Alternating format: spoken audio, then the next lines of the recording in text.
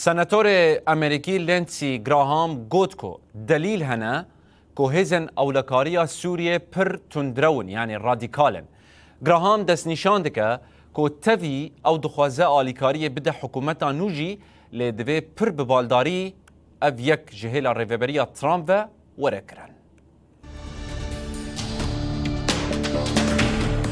سناتور امریکی لینسی گراهام لسر حساب خوی اکسی بحثا دروشمین هزن حکومتا و گوهز این دجی اسرائیلی کرد دیار کر هندک دلیل و بلگهنه نشان ده به چندین هزن اولکاری حکومتا و گوهز تندرون بگوتنا گراهام تندروی آوان جو وکی تی ناسن پرتره.